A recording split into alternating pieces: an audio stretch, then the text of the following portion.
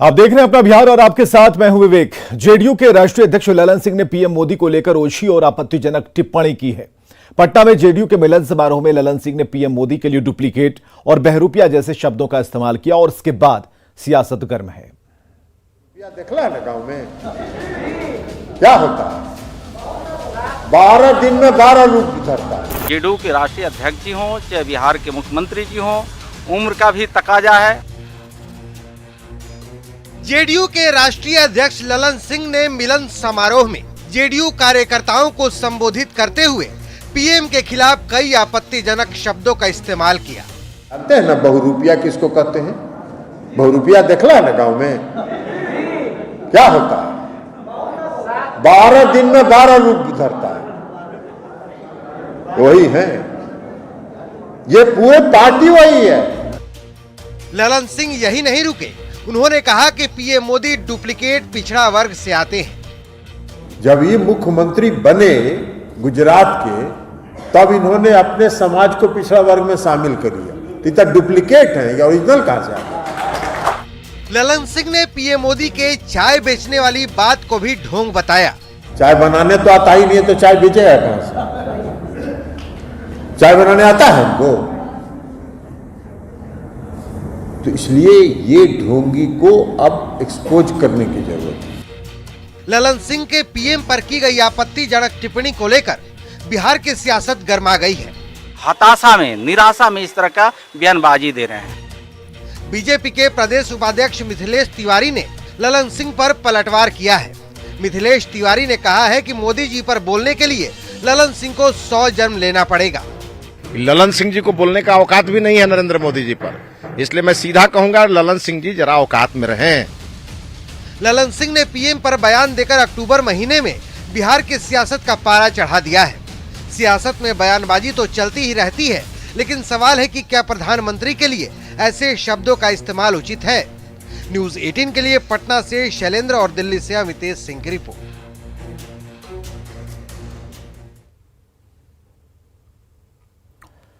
तो प्रधानमंत्री के खिलाफ ललन सिंह के बयान का कांग्रेस प्रवक्ता असित नाथ तिवारी ने समर्थन किया। असित नाथ तिवारी ने क्या कहा, सुनिए। किसी भी पद की मर्यादा तभी सुरक्षित है जब उस पद पर बैठा आदमी भी उस मर्यादा के अनुकूल आचरण करता हो। पद की मर्यादा की जिम्मेदारी सिर्फ आम आदमी की नहीं है, सिर्फ विपक्ष की नहीं है। पद की मर्यादा की सबसे बड़ी जिम्मेदारी तो उसी आदमी की है ना जो उस पद पर सुशोभित है। तो अब पूरा देश देख ही रहा है कि पद पर बैठा व्यक्ति किस तरह का आचरण करता है, किस तरह से भेष बदलता है, किस तरह से बोली बदलता है। तो भाई इस तरह की टिप्पणियां तो होंगी। तो ललन सिंह के बयान को एलजेपी रामविलास के प्रवक्ता राजेश भट्ट ने निंदा की और साथ ही इसे देश का अपमान बताया। जेडीयू के राष्ट्रीय अध्यक्ष आदरणीय ललन सिंह जी द्वारा दिया गया प्रधानमंत्री पर बयान बेहद दुर्भाग्यपूर्ण है, मर्यादा के खिलाफ है और मैं समझता हूं कि यह जदयू के परंपरा और संस्कार का परिचय उन्होंने दिया है। प्रधानमंत्री का पद देश में संवैधानिक पद है और ऐसे संवैधानिक पद पर कोई बैठा हुआ व्यक्ति के बारे में इस तरह का अमर्यादित जो बयान दिया जाता है, मैं समझता हूं कि यह संसदीय गरिमा के विरुद्ध है और प्रधानमंत्री ये गरिमा का पद है। प्रधानमंत्री का सम्मान पूरे देशवासी करते हैं, ये पूरे देश का कहीं ना कहीं घोर अपमान है। मुख्यमंत्री नीतीश कुमार ने एक बार फिर बीजेपी और केंद्र सरकार पर बड़ा हमला किया। समस्तीपुर के सरायरंजन में इंजीनियरिंग कॉलेज के उद्घाटन के मौके पर नीतीश कुमार ने पटना के इंजीनियरिंग कॉलेज के बहाने केंद्र सरकार पर निशाना साधा और कहा कि आजकल वो लोग किसी की ना सुनते हैं ना किसी राज्य का विकास कर रहे हैं। इतना ही नहीं, नीतीश कुमार ने 2013 में बीजेपी से अलग होने की वजह बताई और एक बार फिर बीजेपी से अलग होकर आरजेडी के साथ आ गए। तो ये लोग लालू प्रसाद के खिलाफ फिर से केस कर रहे हैं, लेकिन अब जीवन भर हम किसी भी सूरत में बीजेपी के साथ नहीं जाएंगे, यह कहना है नीतीश कुमार का। आजकल जो लोग हैं वो किसी का सुनते हैं, आज किसी से बात करते हैं, आज किसी राज्य का विकास करते हैं। आज इनके पहले वाले जो लोग थे वो लोग कितना काम करते थे आपको हमने बता दिया।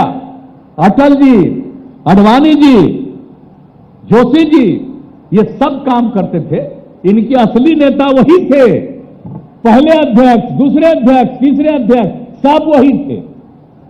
और बाद में जब मौका मिला तो हम 13 में अलग काहे के लिए हुए थे? हम तो चाहते थे कि लोग को अडवाणी जी को मानना चाहिए, क्योंकि अटल जी साहब की तबीयत खराब थी, लेकिन ये सुना नहीं तो हम अलग हो गए।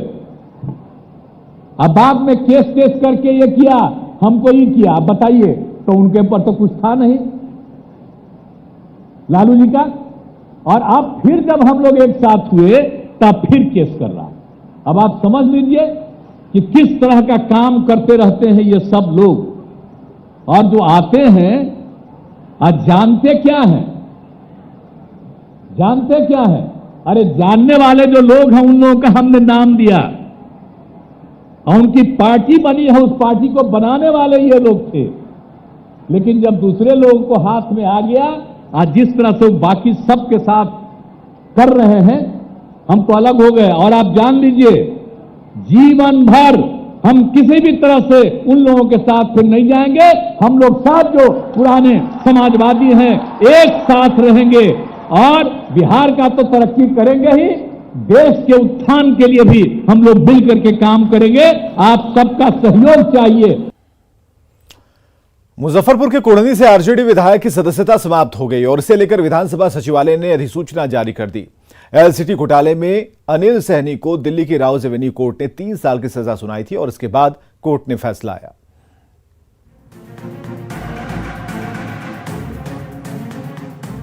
बिहार में आरजेडी का दूसरा विकेट गिर गया।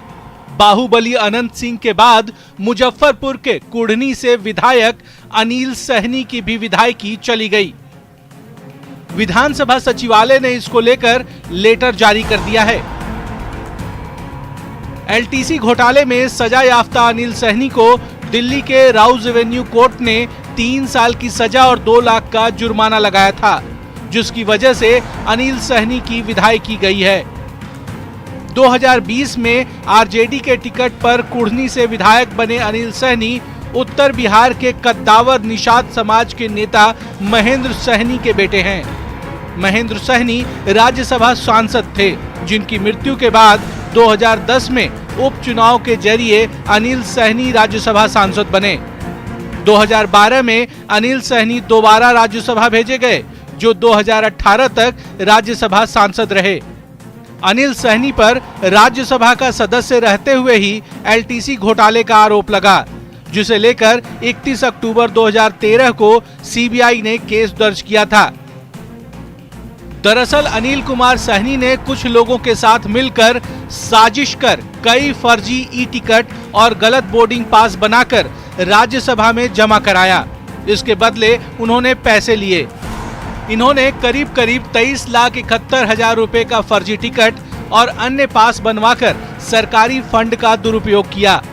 जांच में ये पता चला कि सहनी ने इसके बदले कोई यात्रा नहीं की। सारे कागज गलत तरीके से जमा किए गए थे। सरकारी फंड के दुरुपयोग के आरोप में कोर्ट में मामला पहुंचा, जिसके बाद कोर्ट ने अनिल सहनी सहित 3 लोगों को दोषी मानते हुए सजा का ऐलान किया। कोर्ट ने अनिल सहनी को 3 साल की सजा और 2 लाख का जुर्माना लगाया, जिसकी वजह से उनकी सदस्यता गई। अनिल सहनी पर अगले 3 साल तक चुनाव लड़ने पर भी रोक है। न्यूज 18 के लिए पटना से शैलेंद्र के साथ ब्यूरो रिपोर्ट। तो अनिल सहनी की सदस्यता खत्म होने पर एक बार फिर से मुजफ्फरपुर जिले की सियासत गर्म हो गई है। अनिल सहनी की सदस्यता खत्म होने के बाद कुढ़नी की विधानसभा सीट के लिए उपचुनाव की चर्चा तेज हो गई और संभावित दावेदारों के नाम की भी चर्चा शुरू हो गई है। पिछले विधानसभा चुनाव में अनिल सहनी से हार झेल चुके बीजेपी प्रत्याशी केदार प्रसाद ने बताया कि बीजेपी अब उपचुनाव की तैयारी में जुटेगी और जनता के बीच इनकी पोल खोलेगी। सिर्फ लूटपाट करने का काम किया, ये तो लुटेरा शुरू से रहे हैं। आपने देखा किस तरह से जो सुविधा मिलता है विधायकों को, एमपीओ को, हवाई जहाज का, रेल का, और उस हवाई जहाज के टिकट का नकली रसीद लगाकर और इन्होंने लोकसभा से पैसा लिया, जिसको न्यायालय ने सिद्ध किया, मैं नहीं कर रहा हूं। और इन्होंने कुढ़नी के जनता को शर्मसार करने का काम किया पूरे देश में। सिर्फ लूटपाट करने का। और पटना से बड़ी खबर हम आपको बता रहे हैं, एनएमसीएच के मेडिकल सुपरिटेंडेंट निलंबित कर दिए गए हैं। डॉक्टर विनोद कुमार को निलंबित कर दिया गया है। स्वास्थ्य मंत्री तेजस्वी यादव ने कार्रवाई की है। कल रात एनएमसीएच का निरीक्षण तेजस्वी यादव ने किया था। विभागीय निर्देशों की अवहेलना का आरोप है उनके ऊपर। लापरवाही और प्रशासनिक अक्षमता का भी आरोप है। ये तस्वीरें हम आपको दिखा रहे हैं जब कल अचानक से पहुंच गए थे तेजस्वी एनएमसीएच में और लोगों ने घेर कर जो समस्या उन्हें बताई, उस आधार पर तेजस्वी ने यह फैसला लिया है। इस वक्त की सबसे बड़ी खबर हम आपको बता रहे हैं। Medical superintendent Vinod Singh NMCH के निलंबित कर दिए गए हैं। डॉक्टर विनोद कुमार को निलंबित किया गया है और कल ही अचानक से दौरा किया था तेजस्वी ने। लालू प्रसाद का सिंगापुर में इलाज शुरू हो गया है। आरजेडी अध्यक्ष लालू प्रसाद किडनी के इलाज को लेकर मंगलवार को सिंगापुर गए हैं और हाल ही में सीबीआई की स्पेशल कोर्ट ने उनका पासपोर्ट रिलीज करने की अनुमति दी थी। इसके बाद उनके जाने का रास्ता साफ हो गया था। लालू प्रसाद की बेटी रोहिणी आचार्य ने सोशल मीडिया पर लालू प्रसाद के अस्पताल में भर्ती होने की तस्वीरें शेयर की हैं।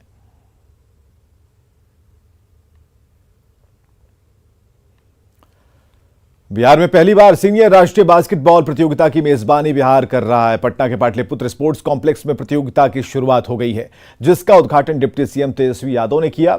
72वीं राष्ट्रीय सीनियर नेशनल बास्केटबॉल प्रतियोगिता में बिहार के अलावा कई राज्यों के खिलाड़ी शामिल हो रहे हैं और इस मौके पर डिप्टी सीएम तेजस्वी यादव ने न्यूज 18 से बातचीत में कहा कि बिहार में खेल का माहौल बन रहा है। सीनियर नेशनल बास्केटबॉल प्रतियोगिता का पहली बार बिहार में शुभारंभ हुआ है। डिप्टी सीएम तेजस्वी यादव ने शुभारंभ किया है। लगातार बिहार खेल रहा है, आगे बढ़ रहा है। नहीं, ज़रूरी भी है और काफ़ी खुशी की बात है कि बिहार जो है ऑर्गेनाइज कर रहा है नेशनल बास्केटबॉल, जो सीनियर नेशनल बास्केटबॉल का है। 72 जो है ये हो रहा है और बिहार जो है ऑर्गेनाइज कर रहा है। इसके लिए बिहार बास्केटबॉल एसोसिएशन के लोगों को दिल से धन्यवाद देते हैं और इस तरह के चीज़ें, खेल प्रतियोगिता होते रहने चाहिए। तो प्रतियोगिता होती है तो निखार लोगों में आता है, कंपटीशन होता है तो मैचेस होते हैं तो लोगों को पता चलता है कि कैसे अपने आप में जो है खिलाड़ियों को सुधार करने की ज़रूरत है, हो रहा है। तो हम लोगों को खुशी होगी कि नेशनल बास्केटबॉल में भी बिहार के लोग जो हैं, बिहार की युवतियाँ या युवा भी जाएं, उस टीम का हिस्सा बने, नेशनल टीम का। तो कोशिश यही है कि ज़्यादा से ज़्यादा खेल पर फोकस किया जाए, क्योंकि कहीं ना कहीं खेल के क्षेत्र में बिहार पिछड़ रहा था, लेकिन अब बिहार खेल रहा है, बिहार खेल रहा है और इस तरह की पहली बार बिहार में प्रतियोगिता का शुभारंभ भी किया गया है। विनीता मिश्रा, न्यूज़ 18 पटना। औरंगाबाद से खबर, जहां सुरक्षा बलों को निशाना बनाने की नक्सलियों की बड़ी साजिश नाकाम हो गई है। सुरक्षा बलों ने सर्च अभियान चलाकर न सिर्फ नक्सलियों के बंकर को ध्वस्त किया, बल्कि उन बंकरों में छिपाकर रखे गए भारी मात्रा में विस्फोटकों और हथियारों को भी जब्त किया है।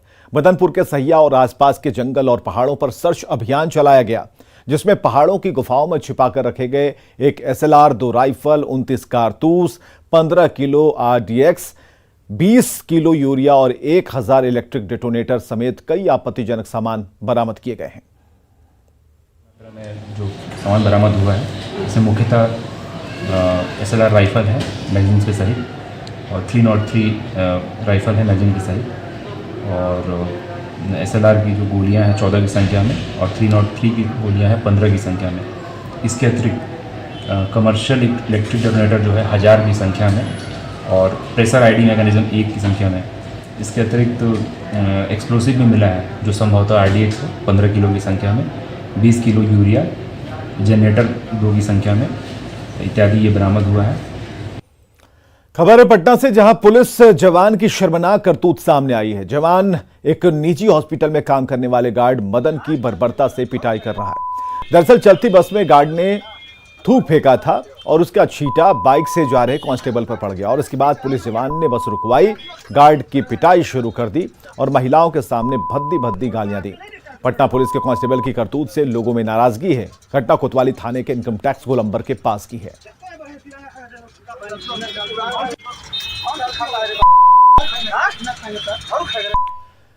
दो वक्त की रोटी कमाना कितना मुश्किल होता है, भागलपुर की ये किसान बखूबी जानते हैं। पेट भरने की मजबूरी ऐसी है कि एक मां हर दिन अपने बच्चे की जान जोखिम में डालने को तैयार है। हादसे को चकमा देते किसानों की तस्वीरों को न्यूज़ 18 के कैमरे ने कैद किया है।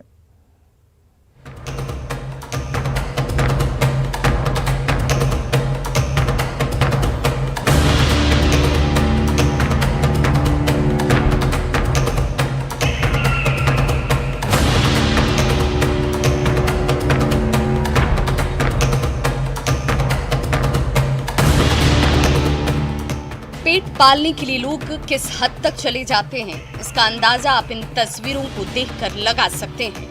जरा सोचिए इस माँ की मजबूरी के बारे में, जो न केवल अपनी जान को जोखिम में डाल रही है, बल्कि अपने छोटे से बच्चे की जान के साथ भी रिस्क ले रही है।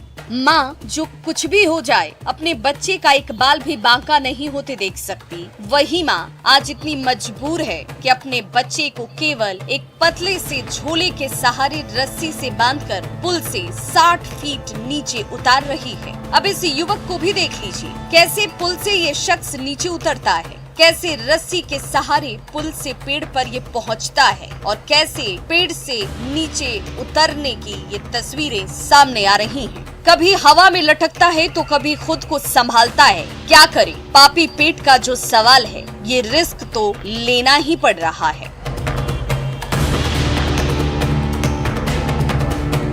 तस्वीरें भागलपुर की गंगा नदी पर बने विक्रमशिला सेतु पर की है। जान जोखिम में डालकर पुल से नीचे उतर रहे ये लोग किसान हैं। दरअसल इस्माइलपुर के किसानों की सैकड़ों एकड़ जमीन गंगा नदी में समा गई है। गंगा के जलस्तर में कमी के बाद जमीन पानी से बाहर आ जाती है, जिससे स्थानीय किसान अपनी जमीन पर फसल लगाते हैं और उसी फसल की देखरेख करने और मवेशियों के लिए चारा लाने किसान विक्रमशिला सेतु से रस्सी और पेड़ के सहारे नीचे उतरते हैं। ये तस्वीर देखिए, कैसे पेड़ के सहारे पुल से नीचे उतर रहा है ये शख्स। इस तरह पेड़ के सहारे विक्रमशिला सेतु से नीचे उतरने में डर तो लगता है, लेकिन क्या करें, मजबूरी है, क्योंकि परिवार के लिए भरण पोषण का एकमात्र सहारा खेती ही है और फसल की देखरेख करनी है तो खेत जाना ही होगा।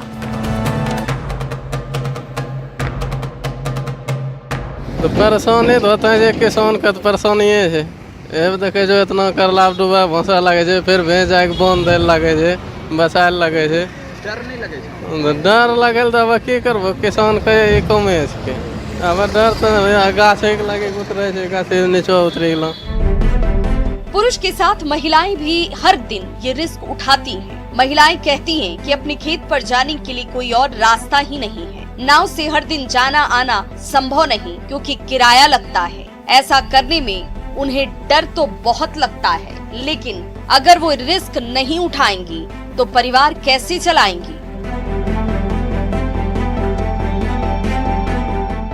हो गेलै जहिया से पुल होलो छै तहिया से गाछी मोटेलो छै तहिया से उतरै छै, चढ़ै छै, सब डूबै छै तैयो आर अथियो होइ छै, सब ये पर चढ़ै उतरै छै। कहीं उतरै छो? दिक्कत से नाव पर पैसा ले छै, रोज 10 टका 5 टका आदमी कहाँ से पैसा देते, यही पर उतरै छै, चढ़ै छै लोग। नीचा जाके करे की छो? घास भूसा खेत में करे छै, माल जाल रख ले छै नीचा में। दिक्कत नहीं होय छो ई रंग में उतरे में? तो दिक्कत होते तो की करते, केना के जैते एते, पोसल छै यहीं जगहे नहीं छै घर द्वार पर, तो की करते, यहाँ रही के घरों में रही के पेट नहीं न भरता।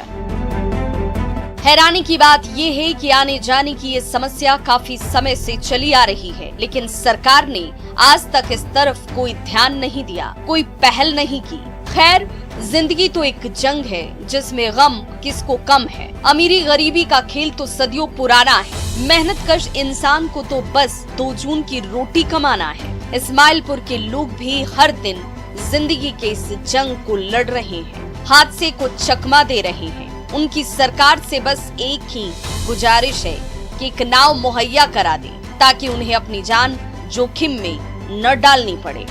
भागलपुर से न्यूज़ 18 के लिए विकास कुमार सिंह की रिपोर्ट। खतरा मंडराने लगा है। दरौली प्रखंड के दरौली सरयू नदी खतरे के निशान के ऊपर बह रही है और अब पानी का जलस्तर इतना बढ़ गया है कि जो रिहायशी इलाके हैं, वहां जो लोग रहते हैं, उन्हें परेशानियां हो रही हैं। पानी लोगों के घरों में घुसना शुरू हो गया। हालांकि बढ़ते जलस्तर को देखते हुए एसडीएम भी इन जगहों का निरीक्षण कर रहे हैं और सरयू घाट पर जाकर बढ़ते जलस्तर को भी उन्होंने देखा है। ग्रीनफील्ड एयरपोर्ट को लेकर पटना हाईकोर्ट ने पूछा है कि ग्रीनफील्ड एयरपोर्ट के लिए सरकार कितनी गंभीर है, राज्य के एयरपोर्ट के निर्माण और नवीनीकरण के लिए क्या कुछ काम किए जा रहे हैं। सुनवाई के दौरान हाईकोर्ट ने तमाम पहलुओं पर जवाब मांगा है। पटना एयरपोर्ट से ज्यादा जानकारी दे रही हैं विनीता मिश्रा। हाईकोर्ट ने जयप्रकाश नारायण एयरपोर्ट समेत राज्य के अन्य एयरपोर्ट के नवीनीकरण और निर्माण के बारे में राज्य सरकार से जानना चाहा। पटना हाईकोर्ट ने पूछा है कि जो राज्य सरकार की तरफ से ग्रीनफील्ड एयरपोर्ट का निर्माण होना है उसमें क्या कुछ अपडेट है। आपको बता दें कि पटना हाईकोर्ट इस मामले में गंभीर है और मुख्य न्यायाधीश संजय करोल और न्यायाधीश एस कुमार की खंडपीठ ने गौरव कुमार सिंह की लोकहित याचिका पर सुनवाई करते हुए राज्य सरकार को निर्देश दिया है वो राज्य सरकार के विभिन्न एयरपोर्ट के निर्माण से संबंधित प्रगति और अभिलेखों को अगली सुनवाई में कोर्ट में प्रस्तुत करें।